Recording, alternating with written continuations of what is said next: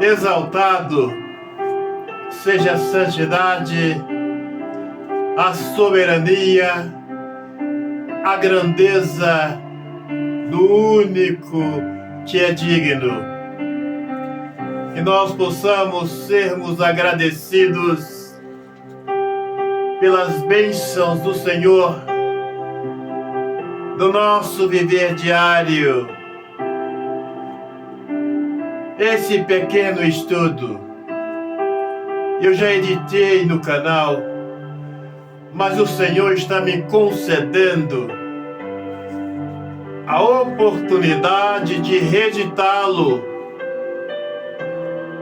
por ser tão edificante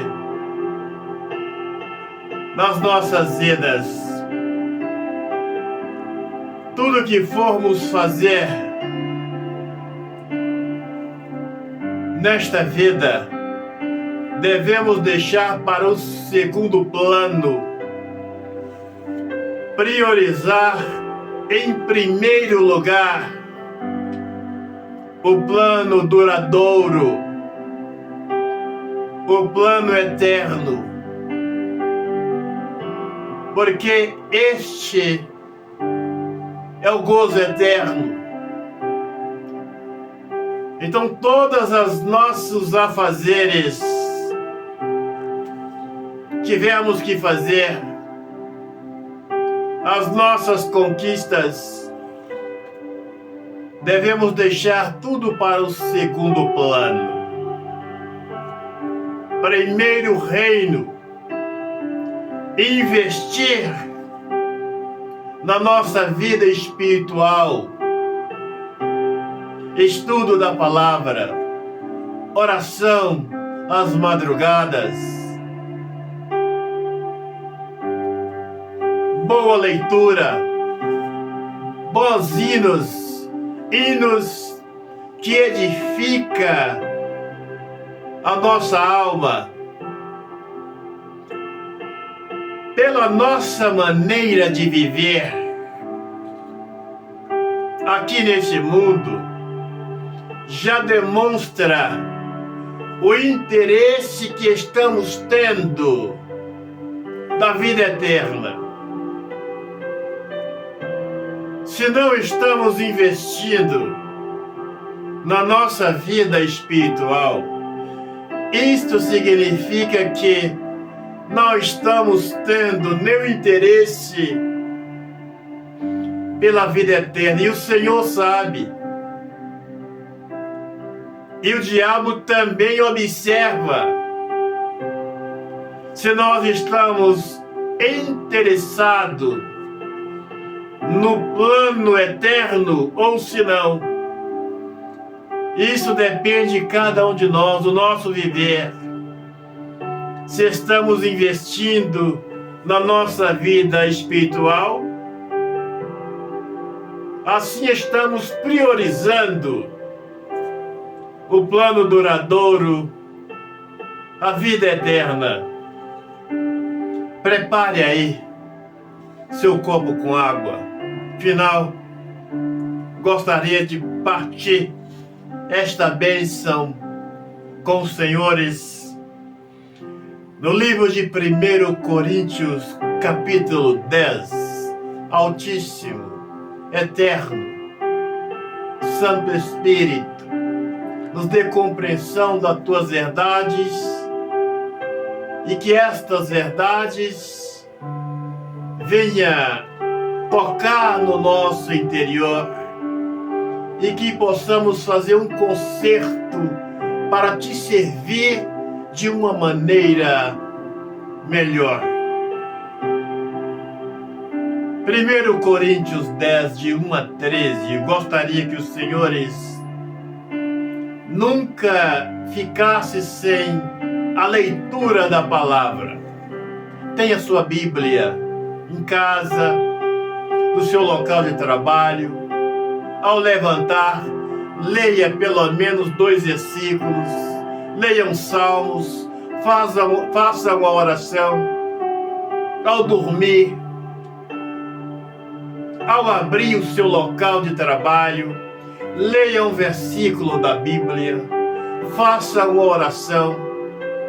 Quando for terminar, fechar,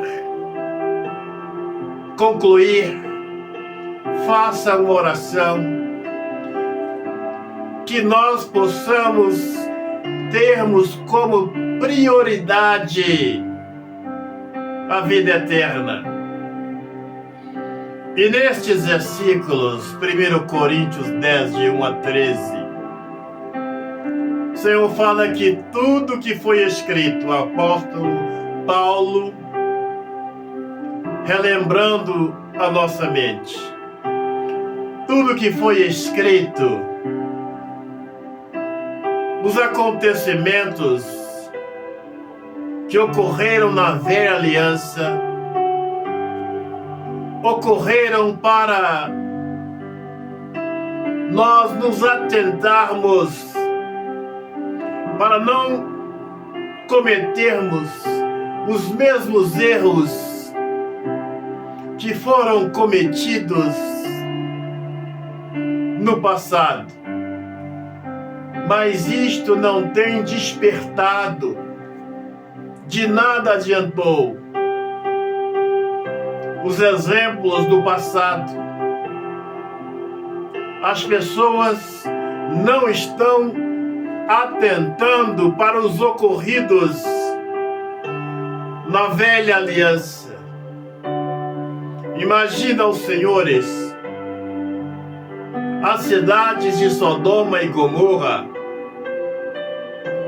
elas foram destruídas por pecados bem menos que existem em muitas cidades na atualidade. E muitos destes pecados se encontram dentro das igrejas. Está se encontrando dentro de muitas igrejas. Os diluvianos, aqueles que viveram do tempo do dilúvio, o Senhor destruiu aquelas nações por pecados muito menos do que os pecados cometidos hoje em dia. E eu reprisarei tantas vezes: muitos dos pecados daqueles que pereceram pelas águas do dilúvio, os pecados cometidos hoje dentro das igrejas, se aqueles que viveram, que pereceram pelas águas do dilúvio, se eles ressuscitassem e fossem viver nos dias atuais, eles teriam que aprender com aqueles que estão cometendo pecados na atualidade. Poderíamos dizer o mesmo com aqueles que viveram nas cidades de Sodoma e Gomorra. Se eles ressuscitassem, eles que teriam que tomar uma aula com aqueles que estão cometendo pecados na atualidade. E o Senhor não viu nenhum futuro nas cidades de Sodoma e Gomorra, também não viu nenhum futuro naqueles que pereceram pelas águas do dilúvio.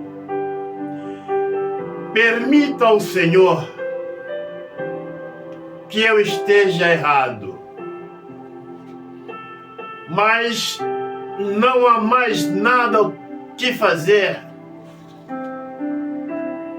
O Senhor irá fazer para despertar as nações atuais, as pessoas que estão dentro das igrejas. Não tem mais nada que fazer, nem um exemplo a mostrar. Porque vejam os exemplos das cidades de Sodoma e Gomorra, os pecados dos diluvianos.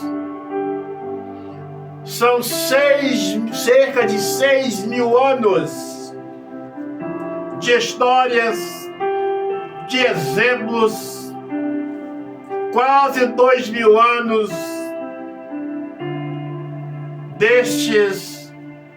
destas épocas em que estamos vivendo, 4.000 anos passados, mais quase 2.000 anos destes, mas as pessoas não estão atentando para os ocorridos por aqueles que pereceram agarrados no pecado. Isso não adiantou nada. 1 Coríntios 10, versículo 8, fala que muitos que agarraram aos pecados da prostituição, em um dia pereceram quase 23.000. E eu reprisaria tantas vezes. Muitos são os ministérios atuais que existem pecados semelhantes ou piores do que aqueles que viveram no tempo do Moisés. Apenas um exemplo para ficar bem nítido nas nossas memórias. O ministério de Moisés era cerca de 600.000 homens. Se contássemos homens e mulheres, passava de 1 milhão de pessoas. E aí vejam, senhores, hoje os ministérios são tantas vezes maiores do que o ministério que o Senhor deu a Moisés. E nós sabemos que ele teve que dividir com as pessoas, com aqueles que o acompanhava, porque certamente os senhores que nunca, quem sabe nunca dirigiram a igreja, eu que já dirigi, sei que para dirigir uma congregação com 120 membros, a gente tem que desdobrar. São problemas de todos os lados. Imagina um ministério com 1 milhão de pessoas. E daqueles 600.000 homens, com todo o empenho de Moisés, com toda a dedicação, vejam, senhores, aquela época, os pecados não eram tão intensos como hoje. Não tinha internet, televisão, celulares. E daquele ministério de Moisés, só 2 entraram na terra prometida. Isto significa que mais de 500.000 pessoas pereceram, não puderam passar para o outro lado. E os ministérios hoje, devido à internet, tudo que precisarmos está na palma das nossas mãos. Senhor, permita que eu esteja errado. tudo indica que o número de salvos dentro destes ministérios vai ser um número muito resumido, bastante pequeno. Que veja que no ministério de Moisés não tinha tantas facilidades como hoje. Só 2 do ministério dele passou para o outro lado da terra prometida. Que poderíamos dizer dos ministérios com 8, 10, 15, 20 milhões de membros? Tudo leva a crer que o número de membros destes ministérios será um número bastante resumido.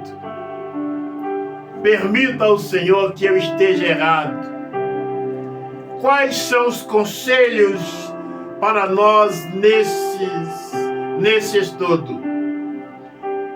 É olhar os exemplos dos pecadores das cidades de Sodoma e Gomorra, os exemplos daqueles que pereceram pelas águas do dilúvio, e não cometermos os pecados que eles cometeram, para não sermos destruídos tanto quanto eles foram. E eu diria que aqueles que perecerem, aqueles desta geração, que se perecerem, não terão nenhuma desculpa, porque temos os exemplos da velha aliança. Temos quase 2000 anos de exemplos bons e ruins da nova aliança. Isto não, se perdermos a nossa salvação, não irá servir de desculpa, de dizermos que não sabíamos ou que estávamos enganados. Então, Senhor, a Senhora, vamos procurar investir na nossa vida espiritual, no primeiro plano, no plano eterno, no plano duradouro. Deixarmos todos os nossos afazeres para o segundo plano. Reprisarei tantas vezes. Investirmos nos momentos de oração, na leitura da palavra, bons hinos para edificar a nossa vida espiritual, porque isto irá demonstrar o nosso desejo que estamos tendo do primeiro plano da vida eterna. E se estivermos investindo no plano eterno, no plano da vida eterna, isto vai inibir o mal. O diabo irá ter temor, respeito pela nossa coroa da vida, porque ele vai ver que a nossa vida, a nossa esperança não está nesta vida, mas na vida futura. Isto vai inibir as forças do mal. Tem muitas pessoas que são vencidos facilmente, porque até mesmo o diabo vê que ele pouco está interessado na vida eterna. E aí o diabo os vence facilmente, com facilidade, porque a prioridade destes não é a vida eterna. Eles pouco investem, pouco estão se importando com a vida eterna, porque estão priorizando mais esta vida do que a vida eterna. E aí estes são vencidos facilmente pelos ardis de Satanás. Então, que devemos priorizar, primeiro plano, a vida eterna, buscar em primeiro lugar o reino, porque isto vai demonstrar o interesse, o nosso interesse, os nossos interesses pelo primeiro plano, pela vida eterna. E esse deve ser o nosso desejo, a nossa prioridade de conquistarmos o gozo eterno. Agora pegue aí o seu copo com água, meu Pai. Abençoe esta água, meu Senhor, que quando ela for ingerida, que ela possa transformar-se na água da vida no nosso interior, para a glória do Cordeiro. Vamos participar?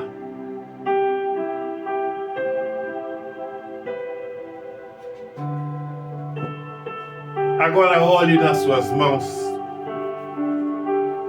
revigore a sua fé, fortaleça a sua fé, fazendo a oração de libertação, expulsando todo o mal do nosso viver diário, estudando a palavra, levantando as madrugadas, buscando em oração, em jejum, para que nós possamos vencer os ardis do mal.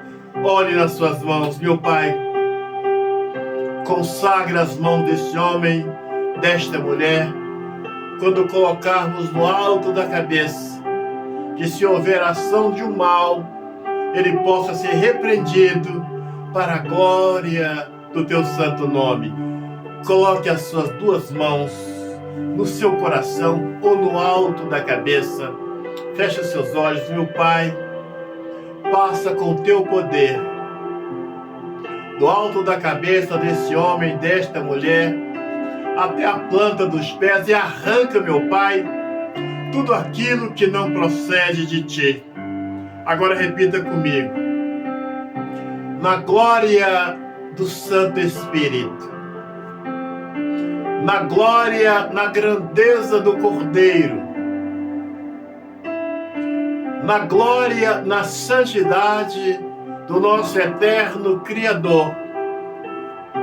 Jogue as suas mãos para trás com fé e diga: sai da minha vida, sai dos meus caminhos, sai, sai, sai, e não volte nunca mais. Que a sua fé seja revigorada, que a sua fé seja aumentada, que o gozo eterno possa estar no teu interior, para a glória do Cordeiro. Agora estenda suas mãos para um lugar que o Senhor quer uma visita do Santo Espírito, meu Pai, aonde esse homem e esta mulher está estendendo as mãos, que haja, meu Pai, a presença do Cordeiro, a presença do Santo Espírito, que se tiver lá uma ação do mal, que esse possa bater em retirada para a glória do teu nome, e que o Senhor possa entrar neste lugar com a tua presença, com as tuas provisões, na glória do teu santo nome. Senhor, te abençoe, te guarde a você, visite seus caminhos, dando-lhe a sua proteção no nosso viver diário, para a glória do teu nome. Um grande abraço, até o nosso próximo encontro.